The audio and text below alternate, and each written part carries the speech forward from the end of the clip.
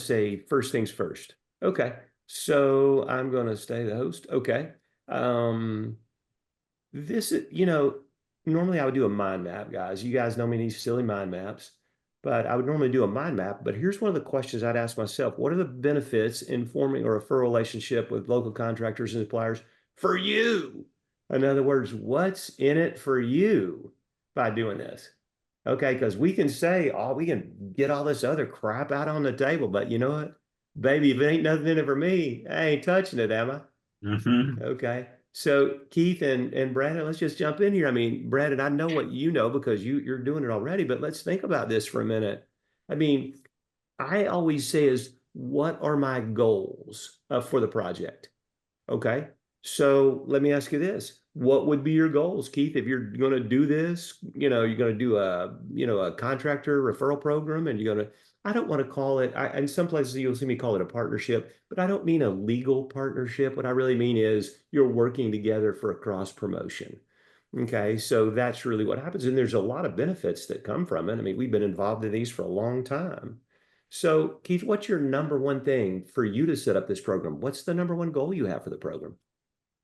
I think the number one goal is to build a relationship with the contractor and just refer back and forth, especially home builders, contractors and that sort.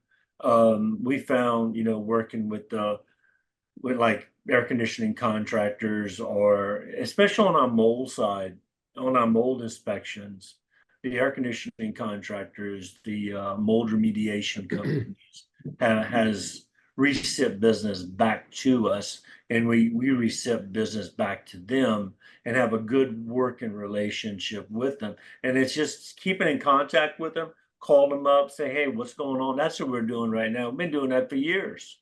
Hmm. So, relationships, I hear you say, but what you're really looking for with building relationships are leads. Right. Okay. Right. They're giving So, me leads. I'm kicking them back leads on my stuff also. okay. Anything else that you're looking to get from a program like this? I mean, when you think through it and say, okay, here's my number one goal, leads, obviously that would be my number one goal. Sure, Building lead building work. relationships is a strategy. Say again? I said building relationships is a strategy. Okay, Right. that's great, but I'm looking at the big picture. I'm saying, hey, what does Ken get? What does Keith or Brandon get? Mhm. What the heck? So anything else that you'd be looking for from the program besides leads? I'd say maybe for us, like a subcategory is kind of a influencer in the community, you know, Okay, and all that's right. one of the reasons why we chose the area we live in. Obviously, it's small town Idaho, right? And so we've always wanted to be a bigger fish in a small pond, where people look to us as a source for, you know, we find people's problems in people's homes. We have relationships.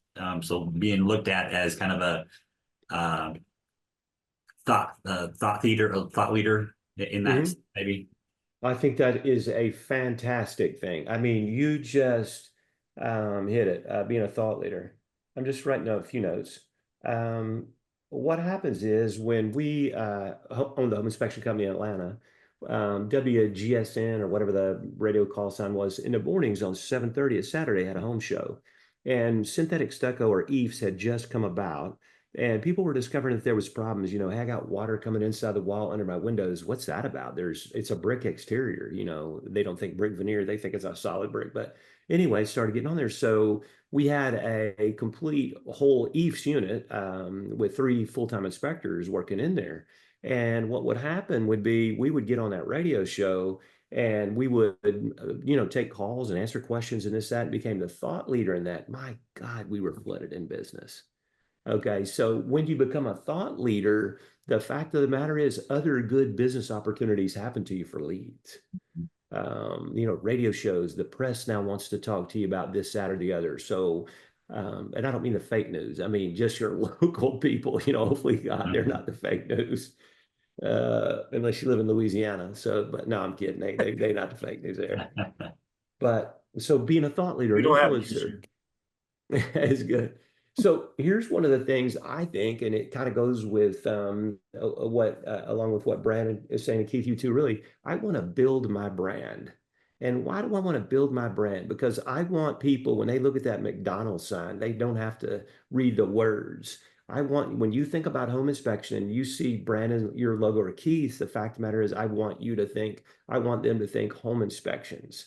Okay, so I'm always trying to build a brand, but that's really part of being an influencer.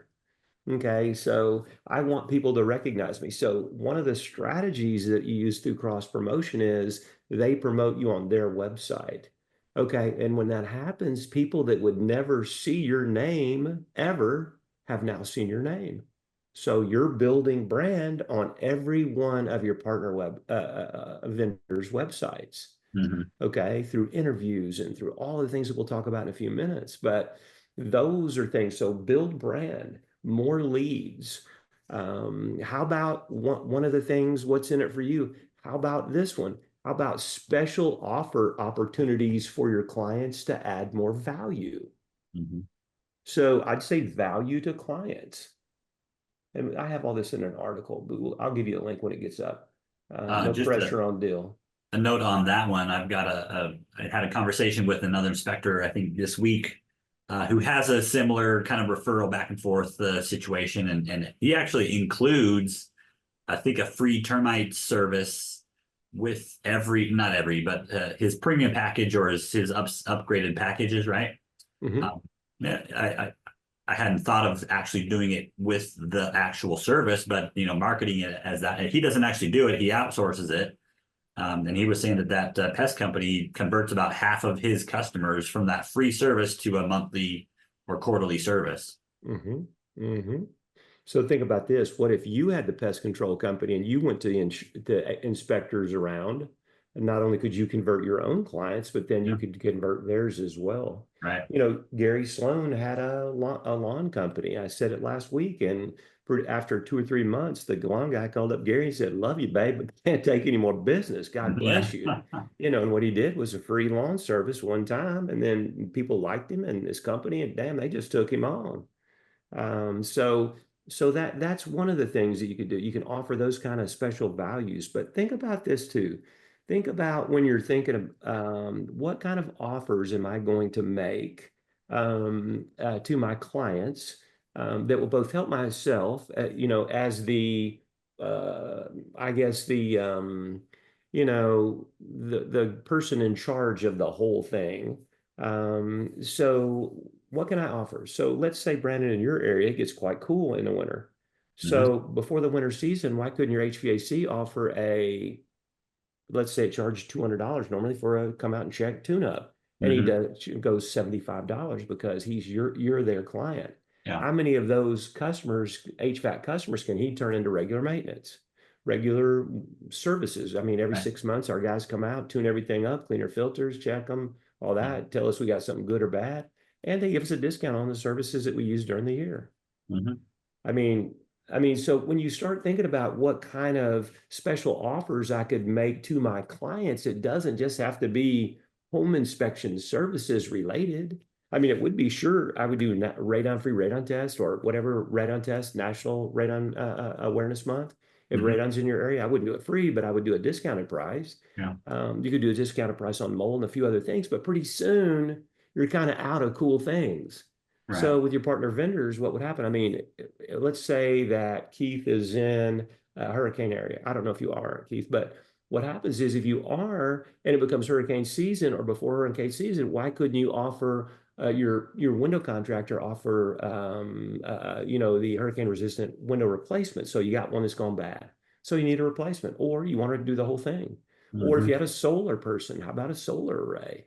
When you start thinking about all kinds of things that you can make offers to your clients that are of genuine value to your customer.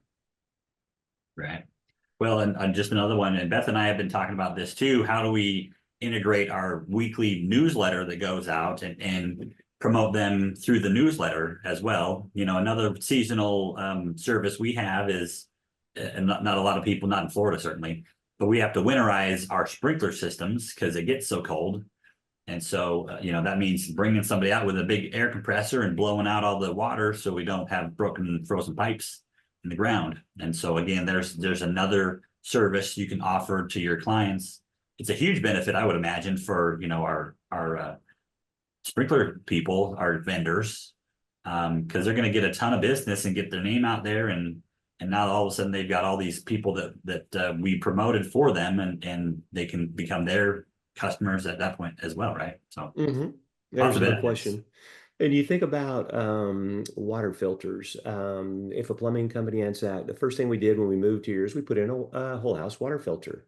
Okay, and a company came out, it was like 600 something bucks, and they have a recurring income to it because they charge $139 every year to come in or, change all your filters, check your system, make sure your water pressure is the right, gig, the whole thing. So not only is it initial sale, but it's reoccurring. And Hmm. a percentage of your customers will take that. I mean, you can just think of all kinds of opportunities to promote your partner vendors or Yeah. your preferred vendors, your partnership with your clients. So, Keith, how about in your area? I mean, I know that you're doing the mold thing, but what could you offer if you had a partner vendor? What could you offer to somebody, to Well, we your could clients that would offer, have value? air conditioning services or generator tune-ups with a generator contractor. There's a lot. There's endless, plumbing, have a partner vendor that's a plumber that offers, 20% discount on repairs. It's just endless once you start opening that up. Hmm. Hmm. Yeah, and you've got obviously your core home inspection items that come up all the time, your roofing issues, plumbing, electrical, so Right, like your main right. contractors. But especially in our area, we've had a ton of out-of-state people move into our more rural area. Um, and they don't have a dentist or a pediatrician. So other services, when we moved here, it was the same situation. We knew almost nobody. We joined a networking group, and that helped a ton, but not everybody is obviously going to do that. And so even some of those home services, but also other services could be potential for that as well. Dentist, optometrist, chiropractor, the list Yeah. goes on and on. I mean, I use a chiropractic service and so does Beth. When we moved here, we didn't know somebody, went to somebody and couldn't stand them. Our neighbor next door gave us a business card of his chiropractor. Hmm. So now next time we need chiropractic care, we'll go there. So you're right. I mean, people are moving into your area and they need to know these things. And so you have unlimited potential to be an influencer, build brand value, but you also have a tremendous influence opportunity to help your clients get services and products they need at discounted prices by Yeah. somebody that like, and trust.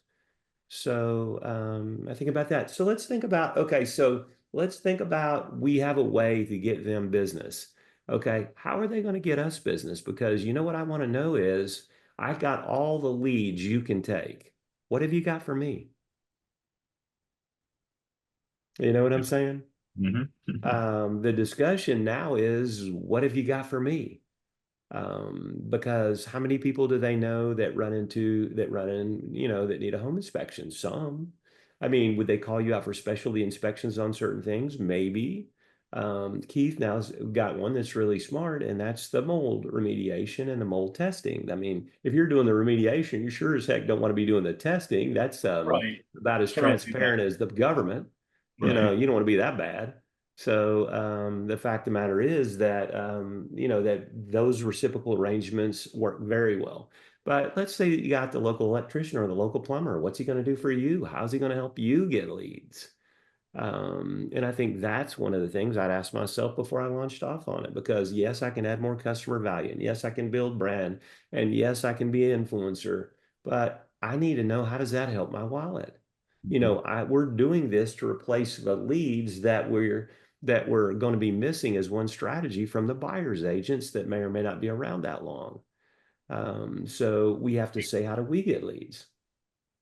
Well, I think if you look at it kind of from their perspective at us, they would love access to our customers because we already have a relationship with our customer, right? we've already built that relationship. They know, like, and trust us, right? So I think this reciprocal is we want access to their customer base because they also have that same relationship. And so when we recommend them to our customer already loves our service. We have a relationship there. So same thing. So are you looking for specifics, video content, Well, backlink? but let's just think about this for a minute though. Yeah. We had you guys, all of us as home inspectors, we have people asking for those services. Okay, but what happens is if you're a plumber, how many people call them up and say, Joe the plumber, Joe, a good home inspector? Mhm. Because I'm buying a No, house. Not that no, many. no, Right. no. So I think what we have to do is certainly there's an educational process so that it's easy for us to build branding by all the things you were talking about, become a thought influencer, thought leader, all that. That's the easy part. The hard Mhm. part is how does this put money in my pocket? Yeah. Okay, and so that's it. So one of the strategies that you might think about, and this is just me thinking out loud with you guys, because this is a discussion in the huddle, would be two things. One of them is obviously leads, but obviously advertising income as well. So you could, and we'll talk about this as one of the seven things as we go along, but you could charge a certain amount of fee to for them to advertise on there to get access to your clients. But let me say this before I go any further. Never give anyone access to your client list ever. Okay. You can mail on their behalf, you can make offers on their behalf, but never let them have access to your customer Right. list. And it would be unfair for you to ask to have access to their list. Mhm. Okay. Because it took you a long time as a business owner to build that list. You ain't giving it to anybody else to ruin it. Yeah. Okay, so just please know that. So with that said, what happens is we could say, here's the advertising fee for the select group of vendors that we have chosen. Okay, and what happens is as if we get X number of leads a month, next month you don't pay anything. Okay, and if we get X number of leads the following month, half of what we needed, the advertising fee is half price. And we can look at it on a quarterly basis. So we're just making an adjustment every quarter. So what we don't want you to pay us to advertise on the blog, we want leads. Okay. So, but in lieu of leads, we need you to advertise on the blog so we can keep the program going. Mhm. Okay. Because you're going to be able to it's a one-way street going their direction. I mean, you got unlimited leads to give them. Right. Mhm. Okay. It's how am I going to get you money? Okay. So just brainstorming out loud, I would take the approach of here's the fee. The monthly fee will reevaluate each quarter, and the more leads I start getting from you, the fee goes away, and you just develop those numbers. Mhm.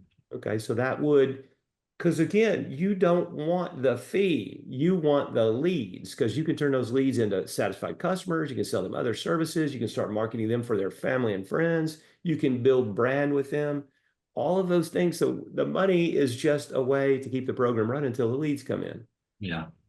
Okay, so that's the thing. So, and I think we have to be transparent about it up front, and we'll talk about that in a minute. So, really, I want leads, okay, but I also want to be an influencer. I want to build brand, and I want to add value to my current customers. Okay, so that's really if I was writing a mind map and this was my topic, this was my heading underneath each one of the branches would be the things we just discussed there. Mhm. Now, Keith, that makes sense to you? I mean, that's now once we've defined what our goals on the program is, then handling the rest of the details kind of seems easy. Yeah, yeah. I know where you're going with this. I mean, I've thought about that in the past, but just never jumped on it. But it is a one-way street, especially for a home inspector. The plumber is not going to send you a home inspection lead. Well, they Okay. might not now because they might be unaware of you needed their business, Right. but they have friends that are buying homes as well. But Right. I think when Right. you execute the strategies like Brandon was talking about, we get in front of them with the content and videos and other things, then I think that happens. And there's this one thing about humanization. People don't want to talk to you on the phone. You call somebody on the phone, they faint. Okay. So there's a lack of humanization. So you think about in your monthly newsletter, let's say we're going to make an offer. So let's say that why couldn't you have a link to an interview you did with this person? Or why couldn't you have a link to a social event you went to with your partner vendors? Or why couldn't you have a link introducing themselves? You know what I'm saying? I mean, you're going to see because we use publishing strategies in our new websites that are different.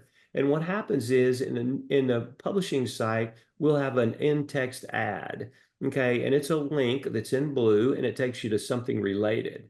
Okay, so in the newsletter, when you're talking about the offer, there could be an anchor text link that takes them over to something humanized about them. You doing an interview with them, Mhm. or you talking about this, or you talking about that. Okay, so that gets some stuff. But do we have those opportunities with them? Do they have a newsletter? See, I think in the interview process, and we're going to talk about that in a minute, when you're selecting somebody, it ain't no problem you giving them leads. How am I going Right. to get leads back from you? Okay. So, again, the money that I'm going to charge you for ad fees, I don't care about that. I just have to keep the program up. Okay. What I'm really after is leads, just like you. Okay, so, but if somebody says, I don't have a newsletter, I don't have a client list, I never stay in touch with my clients, I'm one and done, are you going to put them on your list? And the I'm, majority are I'm like that. not. What'd The you say? majority, the majority of the contractors are like that. Okay. They do not have contact lists. They do not do newsletters. Hopefully they'll have a website, but it's not an active website. And I'm working something on the side right now, Ken. So I've done my mystery calls already, and you can't imagine how many people don't even answer their own phone. Leave me A a lot of message, them I'll have call that you back. automated attendant thing. Like, it's not even that. It's like, leave me a message, I'll call you back.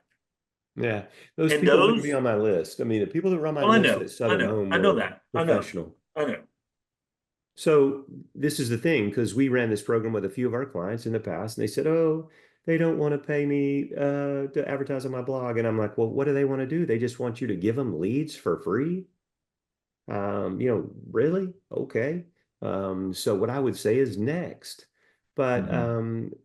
the ones that you're going to interview, if that's what the category they fall in, why are we referring them now?